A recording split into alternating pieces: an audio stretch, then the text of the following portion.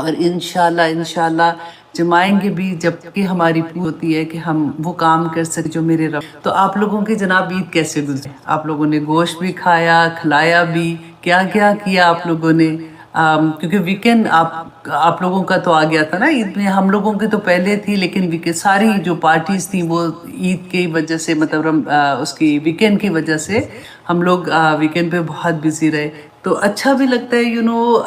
اپنا تہوار ہوتا ہے، سب اسی طرح سے تیار ہوتے ہیں، اسپیشلی بچوں کی بہت اچھا لگتا ہے کہ ان کو چوڑیاں پہنی ہوئی اور ان کو نئے کپڑے پہن رہے ہوتے ہیں، جوتے نئے پہن رہے ہوتے ہیں، تو ان کی عید مجھے اپنی یاد آتی ہے کہ اتنا پوری رات نیند ہی نہیں آتی تھی کہ وہ کپڑے بار بار دیکھ رہے ہوتے تھے کہ یہ کپڑے پہننے ہیں صبح اور پھر عید منانی ہے۔ تو اللہ کا احسان ہے، بس دعا کرتی ہوں کہ اللہ سبحانہ تعالیٰ، وہ لوگ بیمار تھے، اللہ سبحانہ تعالیٰ ان کو شفائے کلی عطا کر دے۔ آئی ڈو انڈرسٹینڈ، کیونکہ میرے ساتھ بھی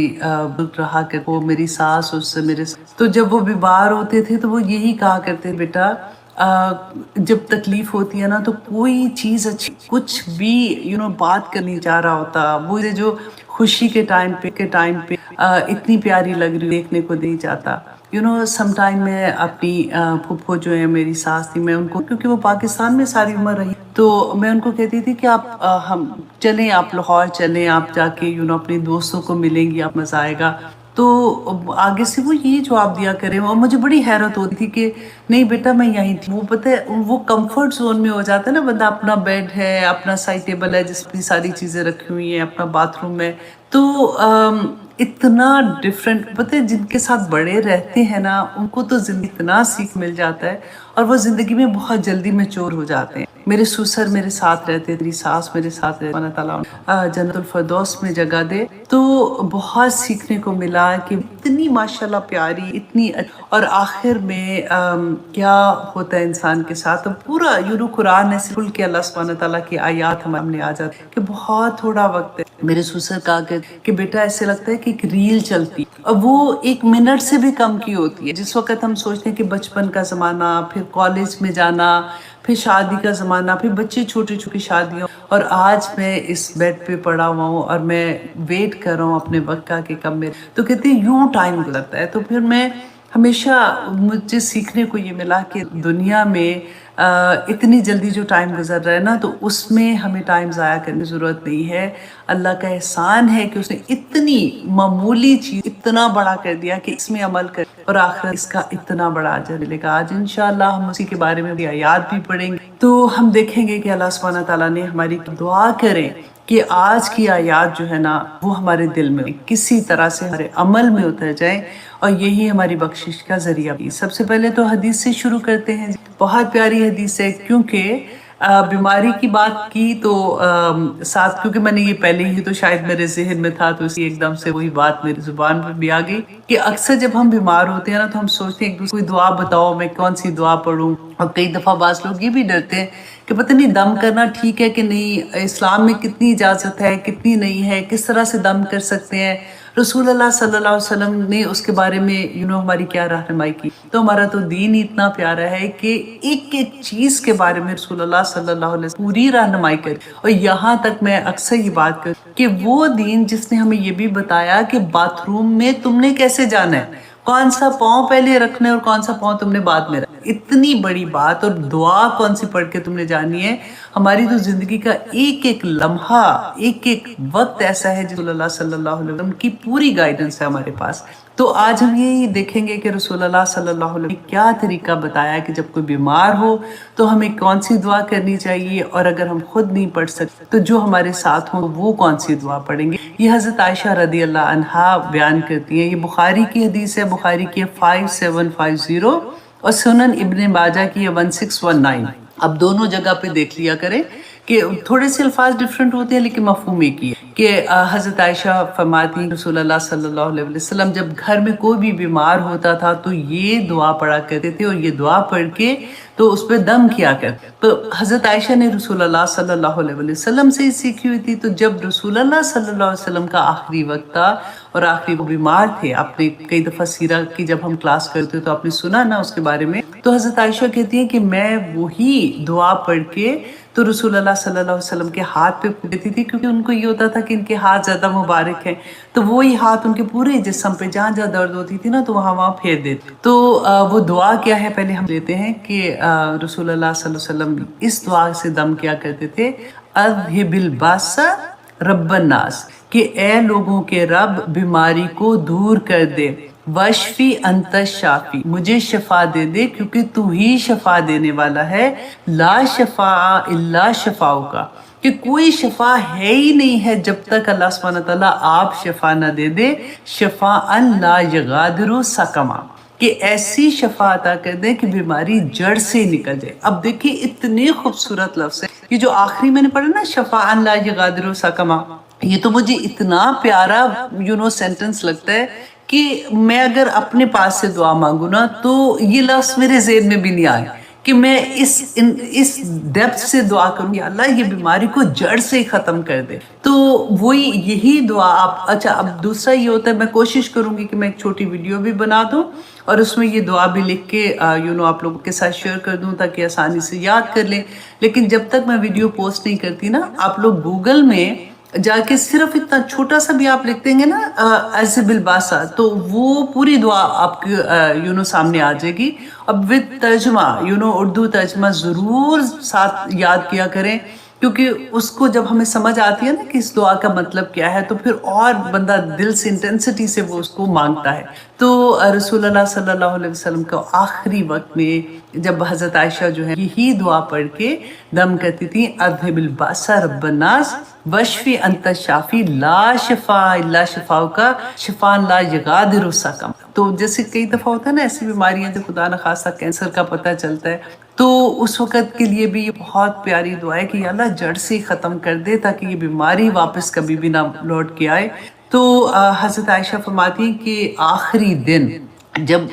رسول اللہ صلی اللہ علیہ وسلم کا وصال ہوا تھا تو کہتی ہے میں نے دوبارہ سے ان کے پاس آئی اور میں نے یہ دعا پڑھ کے دم کرنا چاہا تو رسول اللہ صلی اللہ علیہ وسلم نے اپنا ہاتھ جو ہے کہ ہاتھ سے علیحدہ کیا اور پتہ ہے کون سی دعا مانگی؟ دعا کہ اللہ تعالیٰ ہمیں آخر وقت میں کلمہ نصیب کرے اور ہمیں بھی ایسی دعائیں کرنے کی توفیق دے. کہ رسول اللہ صلی اللہ علیہ وسلم کے آخری الفاظ کیا تھے؟ اللہم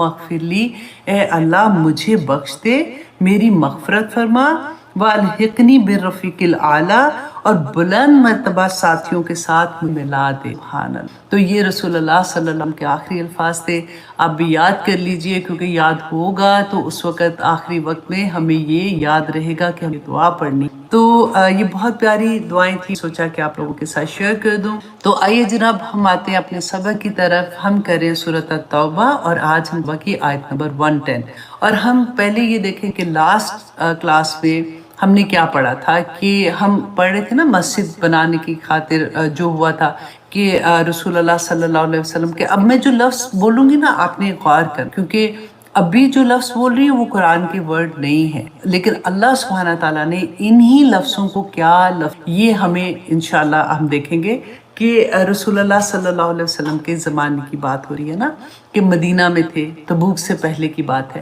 کہ کچھ لوگوں نے، کچھ صحابہ ہی ہم کہیں گے نا، صحابہ ہم ان کو کہتے ہیں جو رسول اللہ صلی اللہ علیہ وسلم کو اپنی زندگی میں دیکھا اور ان کا خاتمہ جو ہے وہ اسلام پہ. تو کچھ لوگوں نے رسول اللہ صلی اللہ علیہ وسلم کے زمانے میں مدینہ میں ایک سوچا اور ایک نیکی کا کام کر سوچا اپنی طرح سے، اور پھر انہوں نے ایک مسجد بنائی. اب عام دیکھنے والے بندے کے لیے تو یہ بہت نیکی کا کام تھا کہ انہوں نے مسجد بنائی. اب ان کی سوچ کیا تھی؟ دیکھنے والے کو تو یہ لگ رہا تھا نا کہ کمیونٹی میں جیسے ہم بات کرتے ہیں کہ ہماری فلاں آدمی نے نا پتہ فلاں لوگوں نے بڑا وہ نیکی کا کام کیا، کہ مسجد جو ہے وہ شاعر اللہ ہے نا، کہ ایسی چیزیں جن کو دیکھ کے اللہ سبحانہ تعالیٰ یاد آ جائے. تو مسجد بنائی ان لوگوں نے، اور پھر وہ رسول اللہ صلی اللہ علیہ وسلم کے پاس آئے. آ کے انہوں نے کہا کہ آپ اس کا افتتاح کر دیں، بیسیکلی کہ آپ آ کے وہاں پہ نماز پڑھیں تاکہ لوگوں کو یہ پتہ چل جائے کہ یہ نماز پڑھ کی جگہ ہے. اب رسول اللہ صلی اللہ علیہ وسلم کو بھی یہ نہیں پتا تھا کہ یہ بنانے والوں کا کیا ارادہ ہے، مطلب اندر ان کی نیت کیا ہے. यहाँ पे सोचने की बात है कि रसूल अल्लाह सल्लल्लाहु अलैहि वसल्लम ने फरमाया कि मैं अभी तबूक पे जा रहा हूँ, वापस आके फिर मैं इंशाल्लाह देखूंगा कि मैंने फिर मैं नमाज पढ़ूंगा, अभी हम मसरूफ हैं, तो अभी हम अल्लाह सुब्हानहू तआला नहीं चाह रहे थे। अब क्या हुआ कि मस्जिद में रसूल अल्लाह ने नमाज नहीं, तबूक में चले गए। आप देखें 50 दिन का सफर था ना, जाना आना वहां पे रहना। अब जब रसूल अल्लाह वापस आ रहे, रास्ते में अल्लाह सुब्हानहू तआला ने वही के जरिए उन लोगों को जिन्होंने मस्जिद बनाई थी मुनाफिक का लफ्ज कहा कि ये मुनाफिक है, और वो मस्जिद जो उन्होंने बनाई थी अल्लाह सुब्हानहू तआला ने फरमाया कि ये मस्जिद दरार बनाई है जिद्दम जिद्दा की वजह से। और वजह क्या थी? अल्लाह सुब्हानहू फरमाया कि मुसलमानों में तफरका डालने के लिए इन्होंने मस्जिद। अब देखिए कितनी बड़ी बात है कि इस्लाम में मुसलमानों में अगर तफरका डालने के लिए कोई भी काम किया जाए, किसी भी लेवल की आप नेकी कर लें, कबूल नहीं होगी। अल्लाह सुब्हानहू तआला ने वाज़ेह तौर पे बता दिया, और रसूलुल्लाह सल्लल्लाहु अलैहि वसल्लम ने मदीना पहुंच सहाबा को भेजा जिन्होंने जाके इस मस्जिद को गिराया, और ना सिर्फ गिराया बल्कि उसको आग लगा दी। लेकिन आप यहाँ पे एक बात गौर कीजिए कि आज कोई ऐसा नहीं कर सकता, किसी पे ये फतवा नहीं लगा सकता, क्योंकि अब वही नहीं आएगी ना। अब कोई ये नहीं कह सकता कि वो उसने मस्जिद बनाई है या उसकी ये वजह है या उसकी नीयत ठीक नहीं है। यहाँ पे अल्लाह सुब्हानहू तआला ने कुछ अलामात बता दी कि वजह क्या थी। कि अगर अब देखें ना, उस वक्त तो ये आखिरी दौर की आया नासिल हो रही है ना, हम सूरत तौबा पढ़ रहे हैं, तबूक आखिरी गज़वा था। अब अल्लाह सुब्हानहू तआला ने मुसलमानों को रहती दुनिया तक मुसलमानों को बता दिया कि ये सिफात, ये चीज़ें अगर आपको नज़र आती हैं कि कोई चीज़ ऐसी कर रहा है इस्लाम का नाम लेके, दीन का नाम लेके, अल्लाह का नाम लेके, रसूल अल्लाह की खुशनुदी का नाम लेके, तो ये समझो अगर वो मुसलमानों में तफरका डाल रहा है ना, तो वो इंसान जो मुनाफिक, वो जगह जो उसने बनाई है, वो जिस तरह की भी, जो नाम से भी उसने बनाई है, वो कबूल। इतनी बड़ी बात। और आज आप देखिए हमने क्या किया। आप यहाँ पे एक और एग्जाम्पल मैं आपको बताऊंगी कि देखिए जब हमने पाकिस्तान लिया, कितनी कुर्बानियों से लिया, जिन्होंने कुर्बानियां दी, कभी आप उन सुनिएगा कि उन्होंने किस किस तरह की कुर्बानियां। आज हमने क्या किया पाकिस्तान, हमने, क्योंकि हमें आदत थी ना, हमने दीन के साथ भी, हमने दीन को मजहब बना के टुकड़े टुकड़े करके, वो काफिर, वो गलत, वो मस्जिद वाले ठीक नहीं, वो उनका तो अकीदा ठीक नहीं। मैं किसी का नाम लेके किसी को ब्लेम नहीं करना चाहती हूँ, मैं सिर्फ आम लोगों को, अपने आप को और अपनी तरह के लोग बताना चाहती हूँ कि ताकि, क्योंकि हम लोग ना डिसहार्ट हो जाते हैं जब हम कभी किसी आलिम दीन को, जिनको हम इतनी रिस्पेक्ट देते हैं, हमें सिर्फ ये पता होता है ना कि मस्जिद के इमाम है, तो एक अजीब सी मोहब्बत, एक अजीब सा एहतराम होता है ना। लेकिन कभी हम इनको जब लड़ते देख, क्योंकि अब मीडिया का दौर मुसीबत खाना ऐसा आ गया है कि उसमें हर चीज़ ओपन हो जाती है, और अब वो ये भी ख्याल नहीं करते कि वो इतना बड़े बड़े नाम है, उनके साथ अल्लाह का नाम जुड़ा हुआ है। अगर वो एक दूसरे के लिए ऐसे लफ्ज़ इस्तेमाल करेंगे, ऐसी बात करेंगे कि वो गलत, वो काफिर, वो उसका अकीदा ठीक नहीं, इसको तो यहूदी फंडिंग कर रहे हैं, फलां चीज़ है, तो आम पब्लिक जो मेरे और आप जैसी, आप देखें हम क्यों बच्चे आजकल के दिन से पीछे भाग रहे हैं, इसीलिए भाग रहे हैं कि उनको तो समझ ही नहीं ना आ रही है कि हम करें क्या। अगर वो चले भी जाते हैं कभी गलती से, तो फिर वो ऐसी ऐसी बातें सुनते हैं, तो फिर उनका दिल ऐसा हो जाए। तो अल्लाह सुब्हानहू तआला हमें महफूज रखें उसे, ताकि हम ये समझ जाए। मैं कहती हूँ कि देखिए एक एक मस्जिद में, एक एक मोहल्ले में जब मस्जिदों को देखते हैं ना, कि इधर भी मस्जिद, उधर कितने लोग हैं जो नमाज पढ़ने के लिए, एक मस्जिद तो हमारी भरती नहीं है, और हम उसी मस्जिद के सर के ऊपर बना देते हैं ताकि नहीं ये तो हमारे अकीदे वाले की मस्जिद है, ये तो उनका फिरका डिफरेंट है और हमारे फिर की मस्जिद डिफरेंट होगी, हम इनके पीछे नमाज नहीं। आपको पता है, मुझे मेरी एक स्टूडेंट ने बताया, लास्ट मेरा ख्याल है वो कोरोना से पहले हज जब करने गई थी, तो आई वाज शॉक। मैंने पहली दफ़ा सुना कि वो हज करने के लिए, क्योंकि वो यहाँ से अमेरिका से गई थी, तो शी सेड कि जिस मोहल्लम के साथ, जिस ग्रुप के साथ वो गई थी, तो वो मक्का में जाके उन इमाम के पीछे नमाज नहीं पढ़ते थे। वो कहते थे नहीं जी इनका अकीदा ठीक नहीं। अल्लाह अकबर। मैं तो हैरान परेशान, मुझे यकीन ही नहीं आ रहा था। फिर जब मैंने एक दो से, जैसे होता ना कि बात बंदा करता है कि तुमने ये सुना है कि ये ऐसी बात है, تو انہوں نے کہا ہاں یہ تو بات یہ ہم نے بھی سنا ہوا کہ ایسے بعض لوگ تو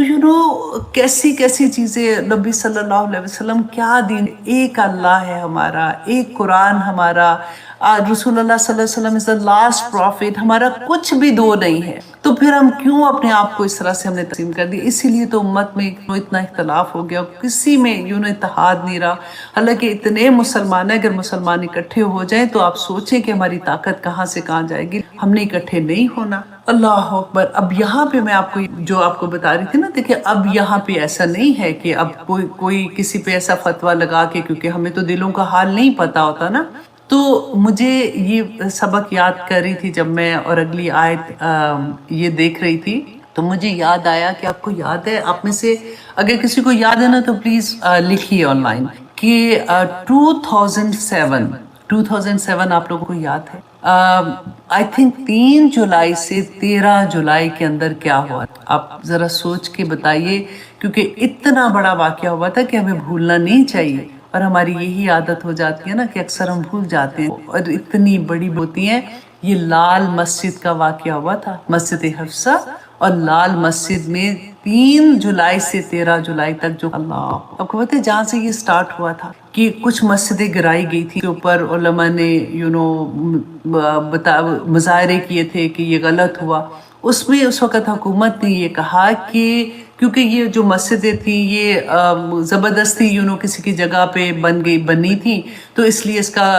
قبضہ نہیں تھا، تو اس لیے ان کو گرا دیا۔ اس میں پڑھی تھی کہ مسجد امیر حمزہ آئی تھنک مسجد کا نام تھا، کہ وہ 100 سال پرانی تھی، ایون جب پاکستان بنا تھا نا اس سے بھی پہلے کی مسجد تھی، تو وہ تو کسی کی ایسی ملکیت نہیں تھی نا، تو کس طرح سے بہانے کر کے حکومت اس وقت ایسی تھی کہ کسی کا بس نہیں چل رہا ہوگا یا کیا نہیں ہوا تھا۔ مجھے یاد ہے اس زمانے میں توبہ استغفار پورا دن ٹی وی کے آگے بیٹھے رو رہے ہوتے، اللہ یہ کیا ہو رہا ہے، اور کیا کچھ نہیں ہوا تھا۔ مسجدیں آج بھی جب ہم اقتدار میں آتے ہیں نا کبھی کو ہم بھول جاتے ہیں اسی اللہ کے سامنے حاضر، ہم اتنے بڑے دیکھیں اس زمانے میں جن کا بھی جو مین تھے نا، سم غازی برادران تھے شاید، جو میں ابھی ریکال کر رہی ہوں، اللہ اکبر، تو اگر انہوں نے دیکھیں کچھ غلط کیا تھا نا، یا بات کچھ غلط کی تھی، یا کچھ ایسے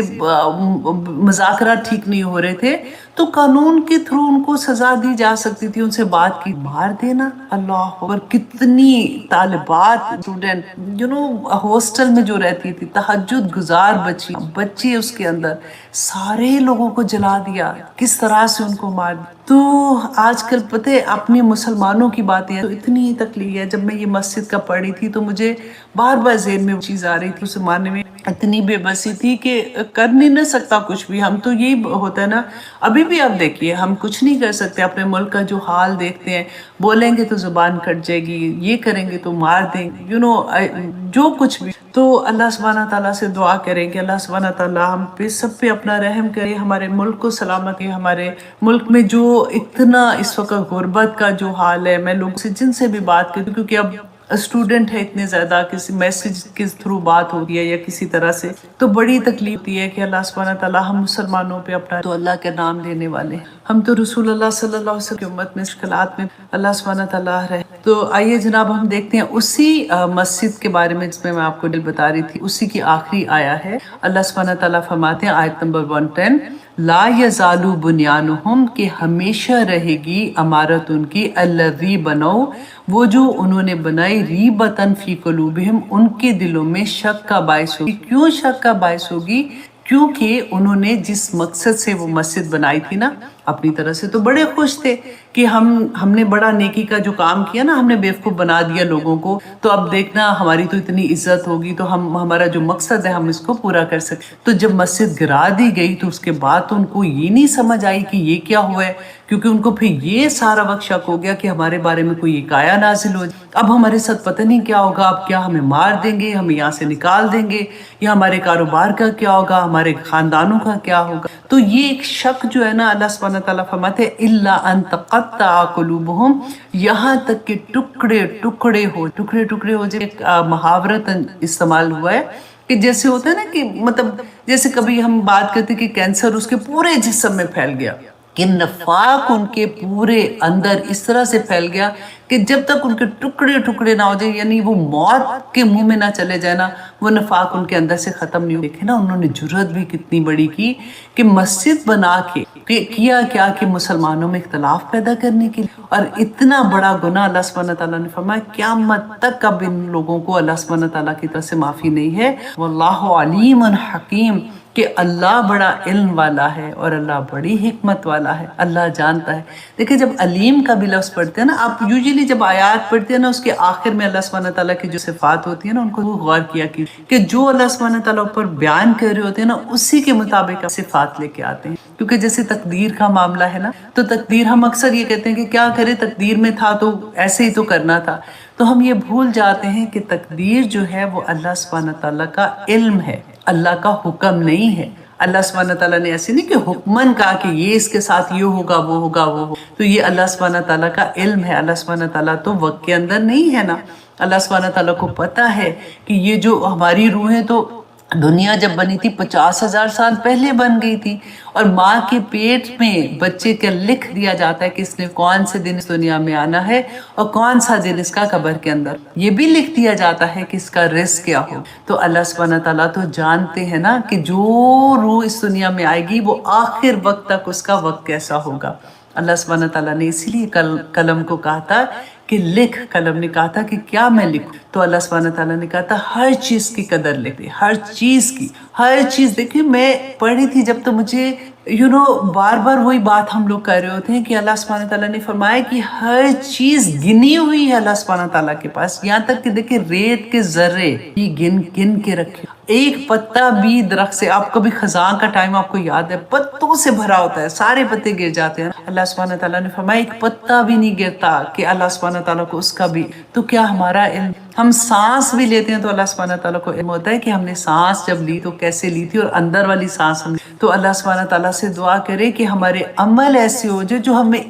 24 گھنٹے ایک ایک لمحے ہمیں دیکھ رہا ہے، تو ہمارے عمل اتنے پیارے ہو گئے کہ اللہ سبحانہ تعالیٰ قبول کر لے، کیونکہ اتنے بڑے بڑے سودے آگے اللہ سبحانہ تعالیٰ نے ہمیں بتائے ہیں۔ اور اب آیت نمبر 111 honestly میری فیورٹ ترین آیات میں سے ہے۔ اس آیت کو دل پہ بھی لکھ لیں اور پیپر پہ بھی لکھ لیں، فریج پہ بھی لکھ کے لگا دیں، اور اپنے عمل میں بھی لگا دیں اس کو، سارے کا سارا۔ اتنی پیاری آیا ہے، میں اکثر جب بھی ہوتا ہے نا کہ کبھی محبت ہوتی ہے جنسوں سے، تو آپ موقع کی تلاش میں ہوتے ہیں تو آپ یہ آیا پڑھنا شروع ہو جاتے ہیں، ان اللہ اشتری من المؤمنین انفسهم واموالهم بان لهم الجنہ۔ تو اتنا پیار ہوتا ہے کہ یا پاک پروردگار بک گئے، لے لیں یا اللہ، اتنی نکاری چیز کہ جو میرے کس کام کی، آپ لے لیں ساری،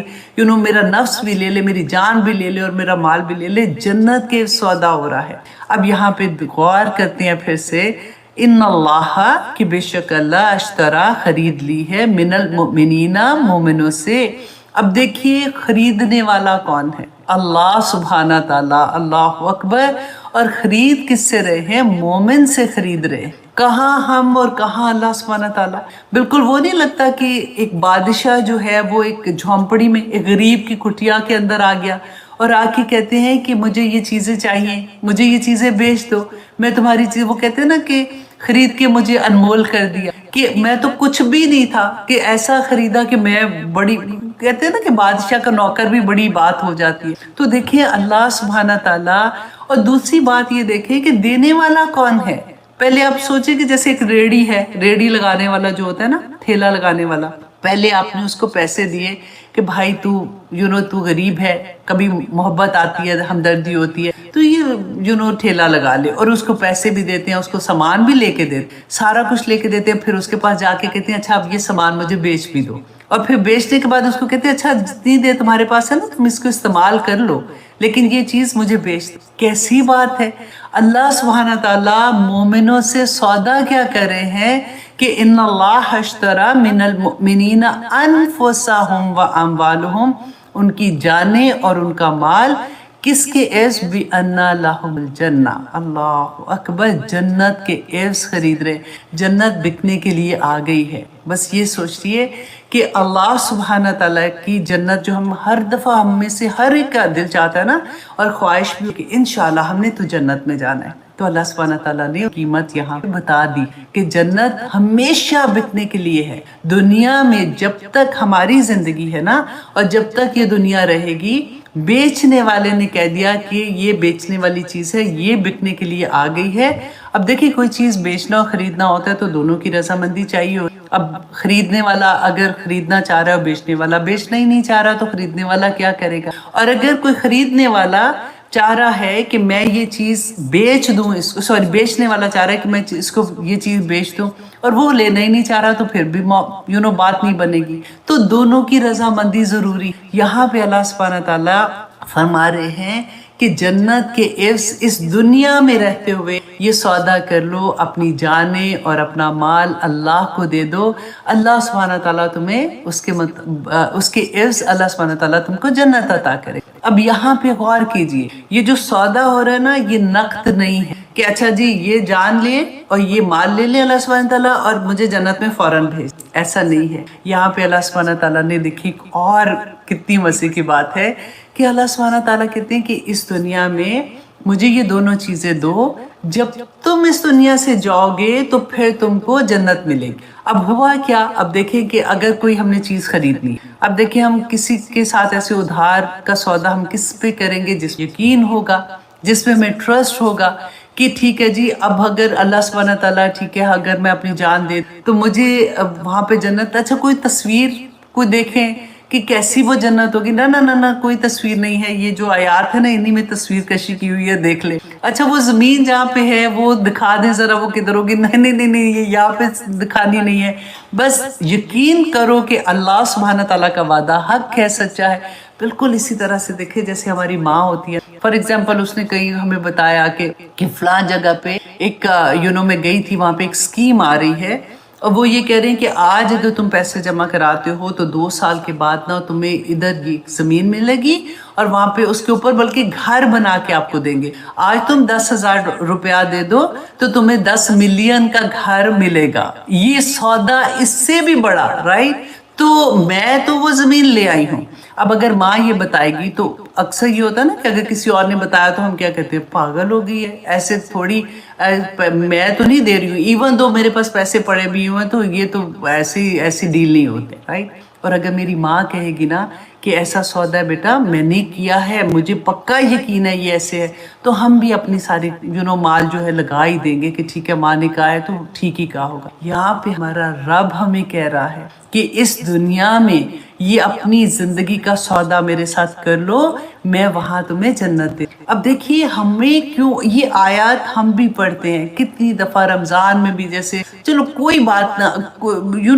روز نہ بھی پڑھیں تو رمضان میں تو ایٹ لیسٹ ہم 2-3 دفعہ پڑھ ہی جاتے ہیں نا پورا قرآن. یہ آیات تو ہم نے زندگی میں کتنی دفعہ پڑھی ہیں، پھر ہم کیوں نہیں بکتے ہیں؟ ہم کیوں نہیں اپنے آپ کو اللہ سبحانہ تعالیٰ کے سامنے؟ وجہ کیا؟ ایسا کیا تھا کہ رسول اللہ صلی اللہ علیہ وسلم کی میں جب وہ صحابہ کی زندگی ہم دیکھیں کہ ان کا بکنا کیسے تھا، جب وہ لا الہ الا اللہ نہیں ہے، سب سے پہلے سب چیزوں کی نفی کہ نہیں ہے کوئی معبود سوائے اللہ کی. ہمارے ذہن میں کیا آتا ہے کہ جب ہم کہتے ہیں نا کہ نہیں ہے کوئی عبادت کے لائق تو ہمارے ذہن میں ظاہری عبادات آ جاتی. جیسے نماز ہے تو ظاہری عبادت، جیسے ہم جائیں گے وضو کریں گے اللہ اکبر کہہ کے نماز پڑھ، ہمیں اس کی روح نہیں ملتی ہے. ہمیں عبادت کی روح کا سمجھ نہیں آتی کہ یہ کیوں اللہ سبحانہ تعالیٰ نے ہمیں بچوں کو کہتے چلو نماز پڑھو، بچے کہیں گے تھوڑی دیر پڑھیں گے وہ بور ہو جاتے. کیوں؟ ان کے پاس کوئی مقصد نہیں ہے، ان کو پتہ ہی نہیں لگ رہا ہوتا کہ یہ نماز ہم کیوں پڑھ رہے ہیں، رائٹ؟ تو اگر میں اپنے ایکسپیرینس سے چھوٹا سا شیئر کر دیتی ہوں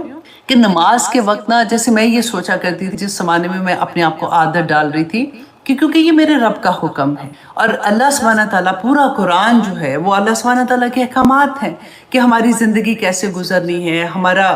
ایک لمحہ اپنی زندگی کا کیسے مجھے گزارنا ہے کہ مجھے جنت حاصل کرنی ہے. تو نماز جو ہے نا یہ ایک پریکٹس ہے اللہ کے حکم کی اطاعت کرنے کی. اگر میں ایک نماز سے دوسری نماز کے ٹائم پہ پھر میں وضو کرتی ہوں، پھر میں اللہ سبحانہ تعالیٰ کے سامنے حاضر ہو جاتی ہوں، تو اس کے درمیان میں جو وقت ہے نا، یہ والی پریکٹس جو میں نے پہلی نماز میں کی تھی نا، یہ مجھے اس پورے ٹائم پہ کہ اس میں میں نے اللہ کا، اگر میں نے کسی چیز کا فیصلہ کرنا ہے تو میں نے اللہ کی چوائس کے مطابق، اللہ کی خوشی کی خاطر وہ فیصلہ کرنا ہے. اگر میں نے کوئی بھی عمل کرنا ہے تو اس دوران میں مجھے وہی عمل کرنا ہے. دیکھیے اللہ سبحانہ تعالیٰ ہم انسانوں کو دن میں 5 بار پریکٹس کرا رہے ہیں اپنے حکم کو کی تابع کرنے کا، کہ دیکھو یہ حکم تم نے جو مانے، تمہیں مشکل لگ رہا ہے نا، تو اب تم 5 وقت کی جب نماز پڑھو گے نا، تو انہی دوران کے اندر اندر اندر اندر جب تم اپنے سارے احکامات کو دیکھو گے نا، تو تمہیں بڑی آسانی ہو. تو اگر ہمیں دین کی روح کی سمجھ آ جائے نا، تو زندگی آسان ہو جائے. اب دیکھیں صحابہ کی حضرت میں آپ کو 2-3 ایگزامپل یہاں کہ ان کا جب انہوں نے لا الہ الا اللہ پڑھا تھا، جب وہ مسلمان ہوئے تھے، جیسے ہم مسلمان ہیں، تو ان کی زندگی میں کیا ہوا تھا کہ حضرت عبداللہ بن حذیفہ رضی اللہ عنہ کی ایگزامپل میں آپ کو دیتی ہوں. حضرت عمر کے زمانے میں یہ فوج گئی تھی ایران، کس کے ساتھ لڑائی تھی؟ کیسر روم کے ساتھ، رومیوں کے ساتھ لڑائی، بہت بڑی جنگ ہوئی. تو اب مسلمان جو تھے وہ تعداد میں اتنے زیادہ نہیں تھے، لیکن ان کو فتح ہو گئی. تو جب یہ لوگ وہاں پہ گئے، عبداللہ بن حذیفہ کہتے ہیں کہ ان کو وہاں پہ کیسر کے سپاہی جو انہوں نے ان کو اور کچھ اور مسلمان تھے ان کو قید کر. اب کیسر روم نے یہ سنا ہوا تھا کہ یہ جو قوم ہے مسلمان، یہ بڑی عجیب قوم ہے کہ یہ پرواہ بھی نہیں کرتے. اگر ان کو حکم یہ آ جاتا ہے نا کہ سمندر میں گھوڑے دوڑا دو، تو یہ وہاں گھوڑے اپنے دوڑا دیتے ہیں. یہ ان کو بس ایک حکم ملتا ہے تو یہ اپنے سرنگو کر دیتے. اس نے کہا کہ اچھا، اس میں سے حضرت حذیفہ کا نام انہوں نے سنا ہوا تھا. انہوں نے کہا کہ اس کو ذرا بلا کے لاؤ، میں دیکھنا چاہتا ہوں کہ اس کا ایمان کس لیول. اب آپ یہ امیجن کیجئے گا، یہ جو میں آپ کو پوری بات بتا رہی ہوں نا، کہ آپ سوچیں کہ میرا اپنا بیٹا یا میرا اپنا خامن مسلمان ہے نا، کہ یہ اس پوائنٹ پہ ہے کہ وہاں پہ دربار لگا ہوا ہے اور کیسے کو بلاتے ہیں اور ان کو کہتے ہیں کہ عبداللہ بن حذیفہ کو کہتے ہیں کہ تم عیسائیت قبول کر لو، میں تمہیں آزاد کروں. حضرت حذیفہ کہتے ہیں، عبداللہ بن حذیفہ کہتے ہیں کہ میں یہ کسی قیمت پہ بھی یہ قبول مجھے نہیں کرنا. وہ کہتے ہیں اچھا، وہ اس کو کہتے ہیں کہ اچھا، اگر میں تمہیں سلطنت میں سے بھی ایک حصہ دے دوں گا، اور میں تمہیں بہت اچھا عہدہ بھی دوں گا، اور میں تمہیں آزاد بھی کر دوں گا، تم عیسائیت قبول. حضرت حذیفہ کہتے ہیں لا الہ الا اللہ، یہ کبھی بھی ممکن نہیں. وہ بڑا حیران ہوا کہ اتنا بڑا قیدی ہے جو پوری، وہ کہتے ہیں نا، چینوں سے بندھا ہوا ہے، اور پھر بھی اس کو نہیں ایسا لگ رہا. پھر اس نے اس کو کہا کہ اچھا ٹھیک ہے، اس تیر انداز بلائے اور ان کو کہا کہ ان کو جیسے ہوتا ہے نا سلیپ کے اوپر اس کو لگا دو، اور تیر جو ہے وہ اس کے ارد گرد، اس کے ہاتھ اور پاؤں کے ارد گرد تیر چلاؤ، اور یہ اتنا بس کر دو کہ یہ زخمی ہو جائے لیکن اس کو موت نہ آئے. تو کہتے ہیں کہ انہوں نے پھر تیر چلائے جب، تو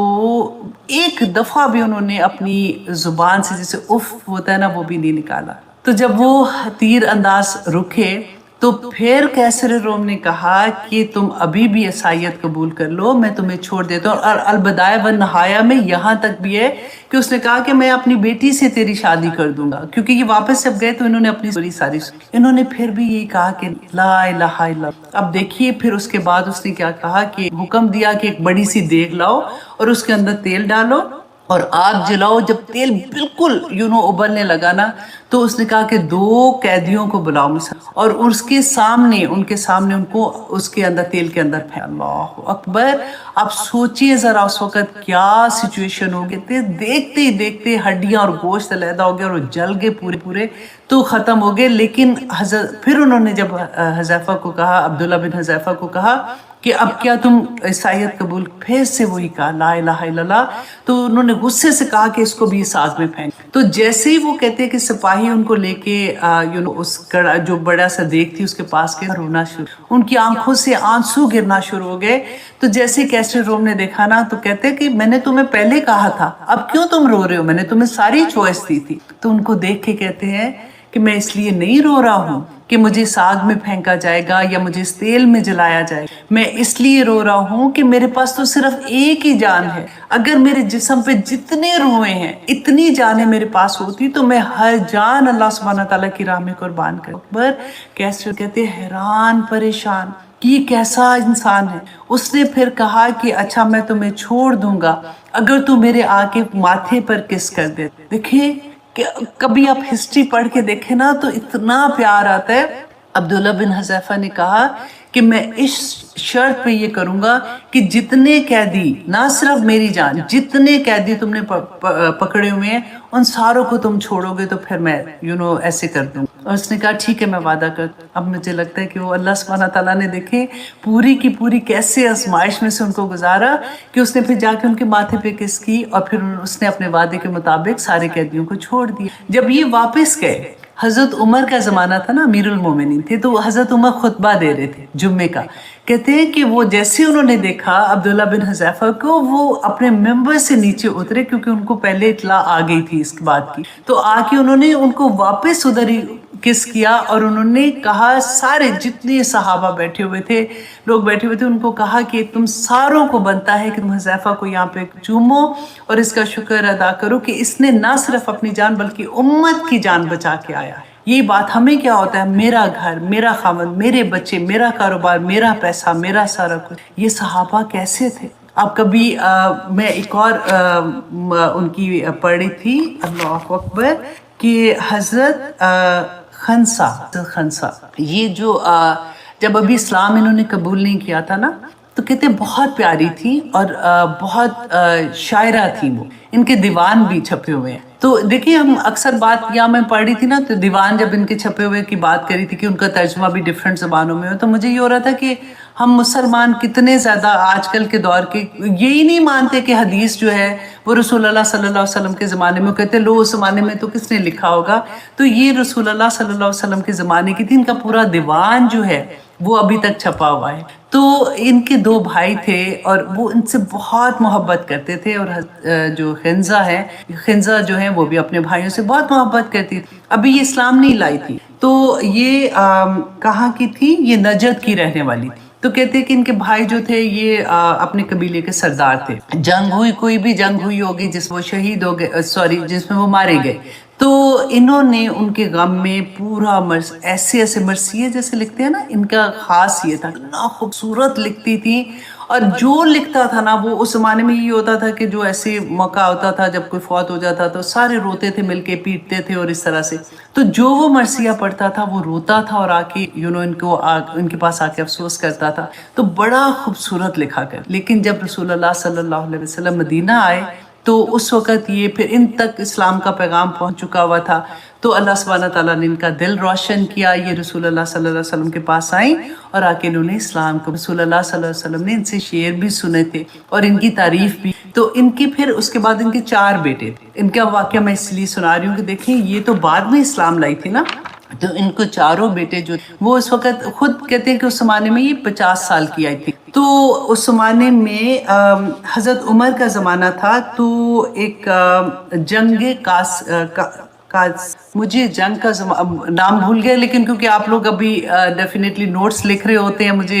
یہ ہوتا ہے کہ آپ لوگ پراپر طرح سے نوٹ لکھ دیں، جنگ قاسیہ آپ نام لکھ دیں، لیکن آپ خود سے بھی چیک کر لیجیے۔ تو اس جنگ میں کیا ہوا تھا کہ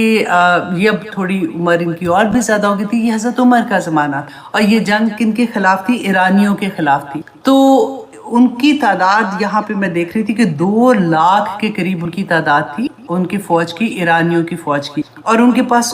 ہاتھی جو تھے وہ 300 ہاتھی تھے۔ یہاں سے جو مسلمان گئے تھے نا، ان کی تعداد 30,000 سے 40,000 تک تھی، اور یہ جو عراق کا علاقہ ہے یہ وہاں کی رہنے والی تھی نا، تو یہ فوج جب تیار ہوئی ساری کی ساری یہ جا رہی تھی، حضرت عمر جو تھے وہ پیدل فوج کے ساتھ جیسے جا رہے تھے اور ان کو